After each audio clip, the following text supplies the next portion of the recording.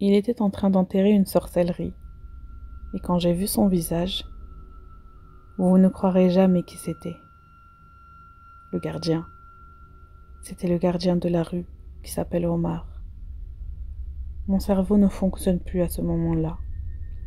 La première chose qui me vient en tête, c'est qu'il travaille pour Hassan. Mais peu importe, le mystère va finir aujourd'hui. Je ne vais pas le lâcher avant qu'il n'explique tout.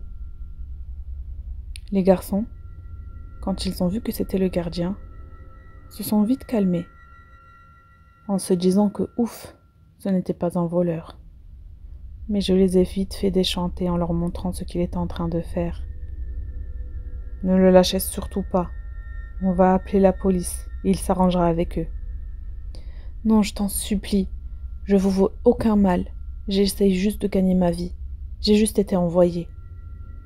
Je te jure qu'on ne te lâchera pas avant que tu nous racontes toute la vérité. Je demande à Khalid de tout filmer, la sorcellerie et les aveux du gardien. Pendant ce temps, Mehdi trouve une corde et lui attache les mains et les pieds pour qu'il ne s'enfuit pas. Vous me direz que ce sont des manières dignes de la mafia. Mais c'est bien lui qui est entré par effraction pour enterrer ses horreurs. C'est le chien du propriétaire et il l'aide dans ses actes ignobles. Je suis même sûre que c'est lui qui a tout cassé dans ma chambre. Donc je pense qu'on est en droit d'en savoir plus. On ferme la porte de la maison et le portail du jardin. Et on le fait entrer un peu plus au fond du jardin pour que le vieux n'entende pas. Je vous en supplie, ne me faites pas de mal, je vais tout vous raconter. Tu as notre parole. Si tu dis toute la vérité, on te laissera partir, lui répond Mehdi. Écoutez ce qu'il va nous raconter. Comme j'ai dit à Anwar, je travaille bien avec Hassan. Je lui ramène des clients et je l'aide à enterrer la sorcellerie. Mais ce n'est pas de mon plein gré. Je crois qu'il m'a ensorcelée et je n'arrive pas à refuser. Il t'a ensorcelée, hein? T'es sûr? Et bim, je lui mets une grosse gifle. Qu'est-ce qui te prend? Laisse-le parler, me dit Khalid. Comment ça? Parler. Tu vois pas que c'est un mytho? C'est lui qui a dénigré Hassan le premier soir, en disant à Abdelaziz que c'est un sorcier, et a voulu lui donner une mauvaise réputation. Et pourquoi Hassan accepterait d'enterrer de la sorcellerie chez lui, dans la maison où il vit? Je vous ai dit que je sentais que le vieux n'y était pour rien. Les dires de Omar ne concordent pas avec les événements qu'on a vécus. Son discours n'est que mensonge. Par Allah Tout-Puissant, que si tu ne nous racontes pas la vérité, on va te pendre par les pieds. C'est toi qui es rentré par effraction et on t'a filmé avec la sorcellerie, alors tu risques gros. Je vous jure que je suis qu'un émissaire. Je vous jure que j'ai rien fait. Tu vas parler ou tu vas passer ta vie à jurer, lui répond Khalid. C'est bon, c'est bon. Tout vient de cette femme. C'est elle qui me donne les choses à enterrer ici, en échange d'argent. Et c'est elle qui m'a dit de faire mauvaise réputation à Hassan. Quelle femme? Tu veux pas t'arrêter de mentir, hein? Bon, je vais aller réveiller Abdelaziz, voir ce qu'il pense de tout ça. Abdelaziz est encore étourdi.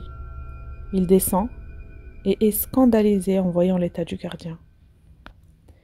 Mais vous êtes fou! Je vous laisse 5 minutes et vous devenez une mafia. Qu'est-ce que vous faites à cet homme? Quelle mafia? Viens écouter ce qu'il a fait. Allez, répète-lui ce que tu nous as dit.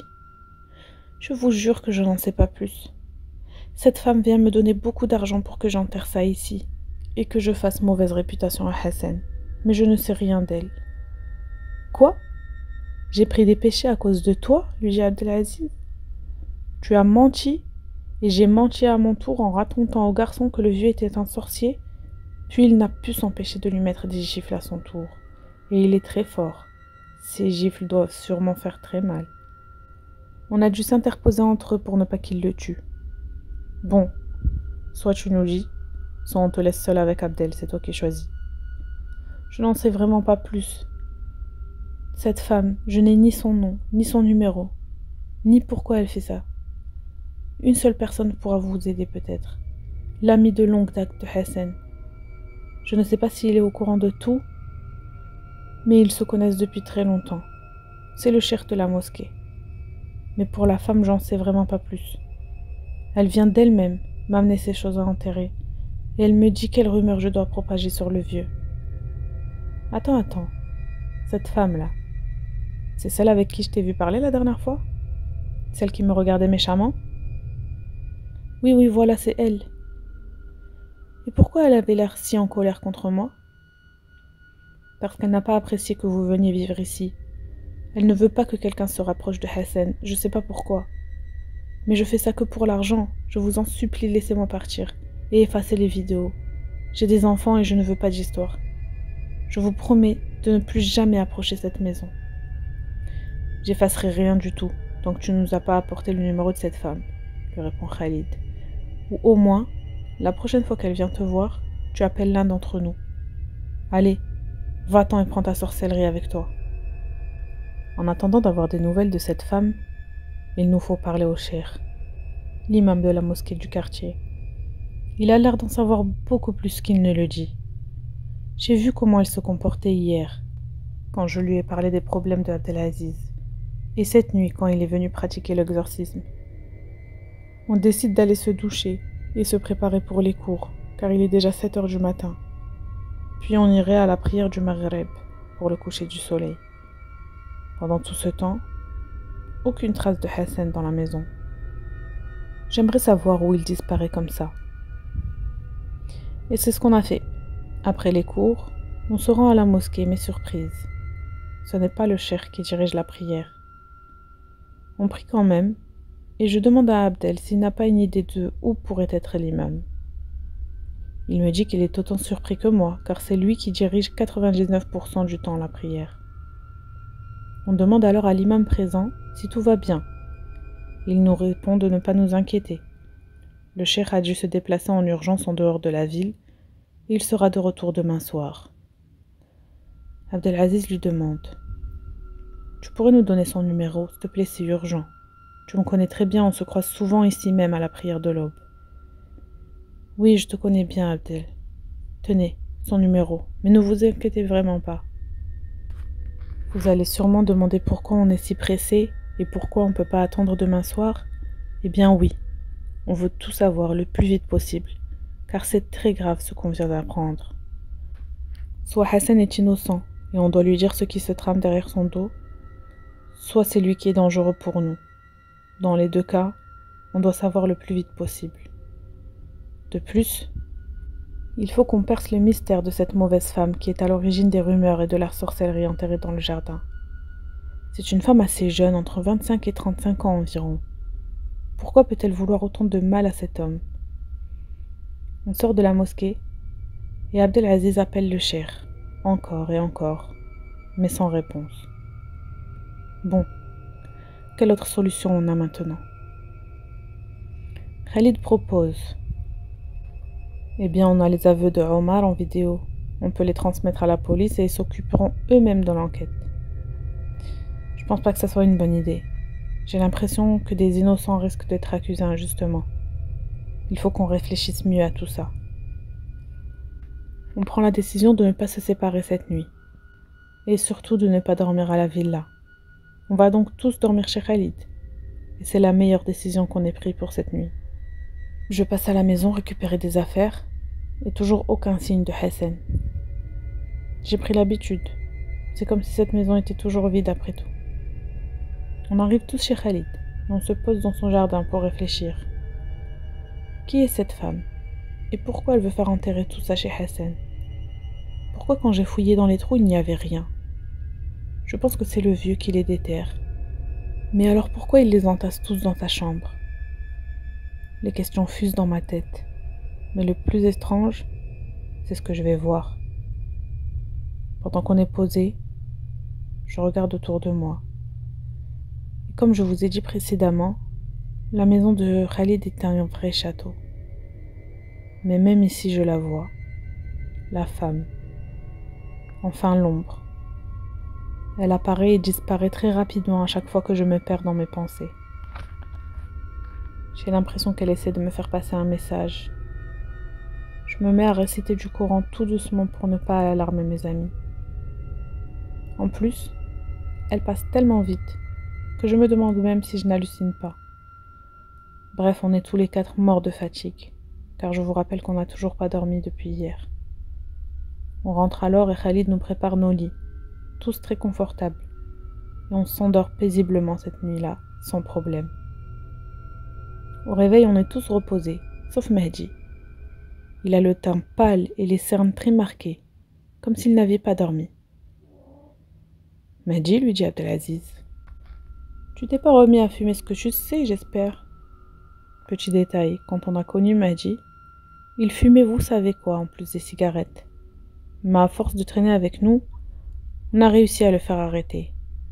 Et on essaye même de le faire arrêter de fumer tout court. Mais non, t'es fou, pourquoi je me remettrais à fumer ça? J'ai dormi en même temps que vous, mais je suis mort de fatigue comme si j'avais pas dormi du tout. En plus, j'ai fait un rêve trop bizarre. Quel rêve, raconte, lui dit Khalid. Mais au même moment, le téléphone de Abdelaziz sonne, et c'est le numéro du cheikh. Salam alaikum, qui est à l'appareil. Cheikh, c'est Abdelaziz. J'ai essayé de vous appeler hier. D'accord. Je te rappelle quand je serai de retour. Au revoir. Puis il raccroche. La journée passe très lentement. Chaque heure nous paraissait une année. On a été en cours toute la journée, mais aucun signe du cheikh. On est allé comme d'habitude prier à l'heure du Maghrib, mais toujours pas de cheikh. Après ça, on s'est posé dans un café, et le téléphone sonne enfin. Salam alaikum. Je suis revenu. Qu'est-ce que je peux faire pour toi? Y a un problème? Non, cher. Aucun. Je voulais juste parler avec vous de quelque chose de très important. D'accord. On se retrouve après la prière de l'Aïcha. Nous allons donc à la mosquée pour la dite prière. Et c'est bien le cher qui la dirige cette fois. Après ça, on le retrouve devant la mosquée. Désolé les garçons, j'avais une urgence. Qu'est-ce que je peux faire pour vous? Cher, on va pas passer par 4 chemins. Tenez, regardez cette vidéo. On lui montre la vidéo du gardien, de la sorcellerie, bref, de tout ça. Et il n'a absolument aucune réaction. Comme s'ils avaient déjà tout ça et qu'ils s'en fichaient. N'importe qui, en voyant ça, aurait été un minimum interloqué. Mais pas le cher. Cher, on dirait que ça te choque pas, lui dit Khalid. Le cher soupire très fort, comme s'il portait le poids du monde sur le dos. Les garçons, si je pouvais étriper cette ordure de mes propres mains, je l'aurais fait, croyez-moi, mais je peux rien faire. Comment ça, cher? Si vous savez la vérité et que vous ne faites rien, c'est un grand péché. Comment vous pouvez garder le silence sur ces actes? Je ne voulais pas lui manquer de respect, en lui disant le terme par lequel Allah désigne ceux qui cachent la vérité et gardent le silence. Vous ne comprenez rien, les garçons. Je pense à tout ça tous les jours, et je porte un gros poids sur les épaules. Si vous saviez la vérité, vous me comprendriez très bien. Eh bien, dites-la nous, la vérité, dans ce cas. Pourquoi saviez-vous déjà ce qui se passait dans cette maison? Et pourquoi vous récitiez autant avant d'entrer, et d'Abdelaziz? Je peux rien vous dire, hélas. D'accord. On sera obligé d'aller donner tout ça à la police, on n'a aucune autre solution alors. Non, jurez-moi de jamais faire cette erreur. J'ai moi-même énormément de preuves que je pourrais apporter à la police, mais ça serait une grave erreur, croyez-moi. Eh bien, expliquez-nous pourquoi. Il y a quelques minutes, vous disiez que vous vouliez étriper le gardien, et là, il ne faut pas le dénoncer à la police? Le cher garda le silence un instant, puis Khalid lui dit: Bon, c'est à votre guise, cher. Mais nous, on ne peut pas se taire face à des actes aussi graves, et on va aller raconter tout à la police pour qu'ils trouvent cette femme en interrogeant Omar. Attendez, attendez. Hasbi Allah wa ni'mal wakil. Bon, je vais tout vous raconter, et j'espère que le concerné me pardonnera. Puis il commence à nous raconter l'histoire à laquelle aucun de nous s'attendait. Cette histoire, les garçons, commence il y a très longtemps, dans les années 80-90. Le Hajj Hassan travaillait dans l'administration d'une grande entreprise ici au Maroc, qui fabrique des produits pour l'agriculture et beaucoup d'autres choses. C'est peut-être même la plus grande entreprise du Maroc. Il avait une très bonne situation. et l'entreprise lui offrait beaucoup d'avantages. Il s'est marié avec une femme, comment vous dire, très mauvaise. Quand ils sont venus vivre ici, les voisins se plaignaient d'elle, car elle avait une très mauvaise attitude. Mais Hassan était patient avec elle. Et puis ils ont eu une fille du nom de Erij. Hassan les traitait toutes les deux comme des princesses. La moindre chose qu'elle voulait, elle l'avait. Un jour, il a décidé d'aller faire son pèlerinage à la Mecque avec sa femme, dans l'espoir qu'elle se calme et qu'elle ait un meilleur comportement. Mais à leur retour, elle va en effet changer à 180 degrés, mais pas dans le sens qu'espérait Hassan. Au lieu de s'améliorer dans son comportement, elle va devenir encore plus mauvaise, jusqu'au jour où Hassan va découvrir qu'elle lui fait de la sorcellerie. Il en trouve partout, sous son oreiller, sous son lit, dans ses vêtements, et même dans la chambre de leur fille. Bref, partout dans la maison. C'est à cette époque que je l'ai connu. J'étais un cheikh connu dans la région, et on lui avait parlé de moi pour défaire cette sorcellerie. Donc je suis allée chez lui. J'ai trouvé de la sorcellerie pour le rendre malade, pour le faire posséder. Bref, que du mal. Je ne comprenais pas comment le Hajj avait encore toute sa tête. Le but de sa femme était de le rendre fou, pour pouvoir disposer de sa fortune. Mais malgré tout ça, il est resté patient. Il lui a dit: c'est la dernière fois que je trouve ce genre de choses et que tu fais ces choses-là. Je peux accepter plein de choses, mais la sorcellerie c'est du shirk et ça fait sortir de l'islam. Il a pris à témoin sa famille, celle de sa femme et moi-même. Sa femme le suppliait de lui pardonner et lui dit qu'elle était juste aveuglée par le diable et qu'elle ne recommencerait plus jamais. À partir de ce jour-là, il a fait comme si de rien n'était. Et je crois que c'est la pire erreur de sa vie. Mais il faisait tout ça pour sa fille. Mais cherche, j'ai trouvé un livre de sorcellerie chez lui, moi. Attends, Anouar, j'y viens. Quelque temps plus tard, sa fille a grandi. Puis est arrivé ce jour affreux, le jour de la punition pour sa femme, et celui de l'épreuve pour lui-même en même temps. Pour la seconde fois, il a trouvé de la sorcellerie chez lui, au beau milieu de la nuit. Sa fille était endormie. C'est un homme très gentil et compréhensif. Il dit donc à sa femme: je ne vais pas rester un jour de plus ici, je vais ramasser mes affaires et je vous laisse la maison. Ta lettre de divorce t'arrivera au plus vite. Mais sa femme est du genre à pleurer une fois qu'il est trop tard. Quand elle a vu qu'il était sérieux et qu'il allait la laisser seule, elle s'est mise à nouveau à le supplier de lui pardonner. Elle pleure à la limite de l'évanouissement. Mais cette fois, Hassan n'en démord pas. Elle lui a dit: je te jure devant Dieu que si tu pars, je vais mettre fin à ma vie. Ça suffit ta comédie.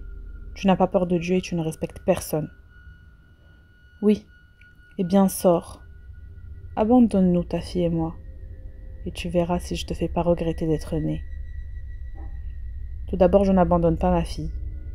Quant à toi, je t'ai pardonné la première fois, la deuxième fois, la 10e fois. Mais tu ne veux pas changer. Je suis fatiguée de tout son cinéma. Tu es sorti de l'islam et je n'ai plus rien à faire avec toi. Puis il est sorti, passer la nuit à l'hôtel en laissant sa femme et sa fille à la maison. Cette même maison où il vit aujourd'hui. Au petit matin, on l'a appelé pour lui annoncer la nouvelle. Hélas, sa femme ne jouait pas la comédie quand elle lui a dit qu'elle mettrait fin à ses jours s'il partait. En effet, le matin, les voisins ont entendu les cris de sa fille et sont entrés dans la maison où ils ont trouvé la femme baignant dans son propre sang. La petite a directement accusé son père d'être la cause de la mort de sa mère et n'a jamais voulu le revoir. Elle est allée vivre chez la famille de sa mère. Ce jour-là, Hassan a perdu sa femme, la femme qu'il aimait, pour qui il avait toujours espéré le retour vers la droiture, et aussi sa fille, pour qui il était la cause de ce deuil. Il a pris sa retraite anticipée et n'avait plus autant d'argent qu'avant. Mais il refuse de tendre la main à qui que ce soit. C'est pour ça qu'il a fini par louer la chambre où tu vis maintenant à Noir, histoire d'avoir juste un peu d'argent pour vivre. En écoutant le cheikh raconter l'histoire de Hassan, mon cœur se brise en 1000 morceaux. J'ai tant de peine pour ce vieillard. Je vois la peine dans les yeux du cheikh pendant qu'il raconte. Pareil dans ceux de mes amis. Je ne les ai jamais vus aussi tristes. Et Khalid demande alors. Et la maison? Pourquoi elle est hantée alors? Et le gardien Omar? Pourquoi elle vient enterrer ses horreurs là-bas? J'y arrive, mon garçon. J'arrive à l'horreur de toute cette histoire. La malédiction. Toute la sorcellerie qu'a fait sa femme dans cette maison, plus le fait qu'elle ait mis fin à ses jours, comme pour sceller un sortilège par un sacrifice, afin que la vie de Hassan soit un désastre, a fait hanter cette maison par une tribu de djinns mécréants. Quant au gardien, c'est avec la fille de Hassan que tu l'as vu parler la dernière fois à Noir. Elle déteste tellement son père qu'elle demande à faire enterrer de la sorcellerie chez lui.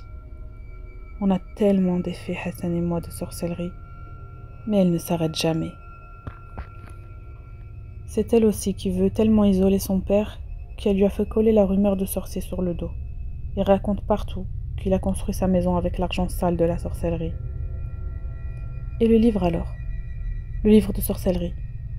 Et surtout, pourquoi vous n'avez rien dit depuis le début? Pour ce qui est du livre, il est rempli de talismans et de sorts qu'il essaye tous les jours d'annuler tant bien que mal.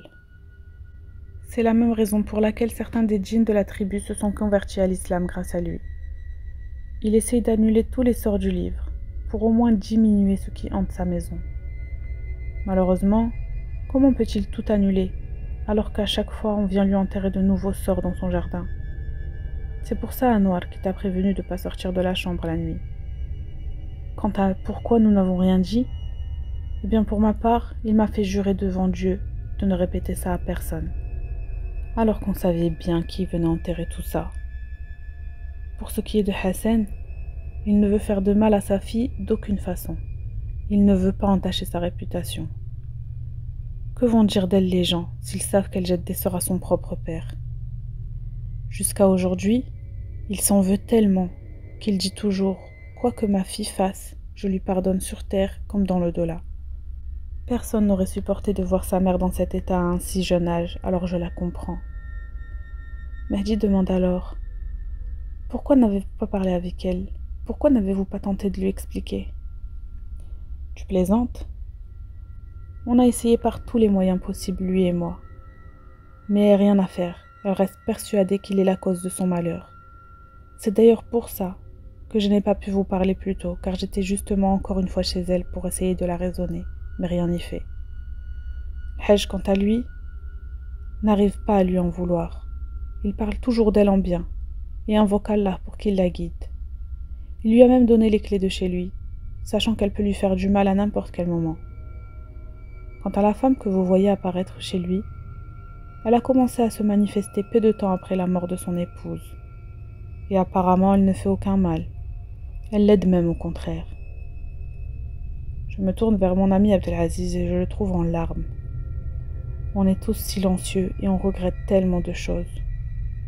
On s'est moqué de lui, on a parlé dans son dos, on l'a accusé à tort alors que le pauvre endurait tout ça. Comment une personne qui vit tous ces malheurs peut encore être sain d'esprit? Voilà les garçons. J'espère que vous comprendrez et que vous effacerez cette vidéo. Quant à moi, qu'Allah me pardonne, je ne vous ai rien dit. Fais comme si tu nous avais rien dit, cher, ne t'inquiète pas. Puis le cher s'en va, en nous laissant plonger dans le remords. Comment a-t-on pu être aussi odieux avec ce vieil homme? Le plus touché d'entre nous est Abdelaziz. C'est ma faute. C'est moi qui vous ai transmis la rumeur que le pauvre homme était un sorcier et une mauvaise personne. J'aimerais tant me faire pardonner. Je voudrais lui embrasser les pieds, même pas que la tête. Non, lui dit Khalid. Il doit pas savoir qu'on est au courant. Non, je veux juste le saluer, qu'il ait un peu de contact chaleureux, mais je ne lui dirai rien, je ne laisserai rien paraître. Je propose alors quelque chose. Pourquoi on n'irait pas faire quelques courses, acheter des gâteaux, puis on irait le voir comme si de rien n'était, juste pour faire connaissance avec lui. Et pourquoi pas même le traiter comme notre propre grand-père? Demander après lui, se rapprocher de lui pour savoir s'il a besoin de quelque chose. Bonne idée. Venez, on va acheter quelques bricoles qui pourraient lui faire plaisir. Tout heureux, on va faire nos achats. Si on n'avait pas freiné Khalid, Il aurait carrément dévalisé l'épicier. On a dû le calmer pour ne pas en faire trop et ne pas éveiller les soupçons du Hajj. On est allé à la maison, même s'il était déjà tard. Tant pis. De toute façon, après toutes ces révélations, on n'arriverait pas à dormir. On monte au premier, puis on tape à la porte du milieu, qui est sûrement l'entrée principale. Mais aucune réponse. On s'est peut-être un peu trop emballé. Bon les garçons, je pense pas qu'il nous ouvrira cette nuit. On attendra demain matin. Non, je m'en fiche, dit Abdel. Je te jure que je ne serai pas tranquille tant que je ne l'aurai pas salué. Je vais entrer et tant pis s'il s'énerve contre moi. Je veux qu'il puisse ressentir au moins un peu de joie avant de dormir. Et ce fou de Abdelaziz ouvre la porte. Et on tombe bien sur la chambre de l'Hajj Hassan. Mais t'es fou? Qu'est-ce que tu fais, Abdel? Abdel! Oh, Abdel! Le Hajj est allongé là, sur son lit, avec l'album photo à côté de sa tête. Le même album qu'on pensait rempli des photos de gens à qui il avait jeté des sorts. Mais il s'agissait en fait d'un album plein de photos de ses jours heureux. Lui, sa femme, sa fille, leurs amis et leur famille. L'époque où tout allait bien dans sa vie. Pardon le Hajj. Pardonne-nous d'avoir pensé ça de toi. On n'a pas eu l'occasion de lui faire savoir qu'il pouvait nous considérer comme ses enfants. Le Hajj Hassan est mort dans son lit. Abdelaziz est inconsolable, comme s'il avait perdu un membre de sa famille. On contacte le cheikh qui vient au plus vite. Aucun de nous n'oubliera cette nuit. Même si nous n'avons pas pu le rendre heureux de son vivant, nous nous sommes occupés de tout l'enterrement, comme si on était sa famille. Nous avons tout pris en charge, jusqu'au repas de son enterrement. Et si on pouvait en faire plus, on l'aurait fait. On a aussi respecté sa volonté de ne rien raconter à personne de ce que sa fille lui a fait. Fille qui n'a même pas daigné se présenter à l'enterrement. S'il n'a personne pour se rappeler de lui ou rendre visite à sa tombe, eh bien nous le ferons. Chaque année, on fera un repas et une aumône en son nom, et on visite régulièrement sa tombe. Abdelaziz a mis du temps à se remettre de cette tristesse et surtout de la culpabilité qui le rongeait vis-à-vis du vieillard. Toutes les paroles qu'il a prononcées en mal à son égard le hantent toujours autant. Quant à Khalid, ça lui tenait tellement à cœur de prendre en charge toutes les dépenses liées au Hajj. Mehdi, lui, a été très malade après ça, à cause de l'eau bouillante qu'il avait versée dans l'évier. Mais alhamdoulilah, grâce aux séances de ruqya du cheikh, il va mieux aujourd'hui. Pour ma part, je suis mariée, et ma femme et moi attendons un petit garçon, que j'ai décidé de nommer Hassan.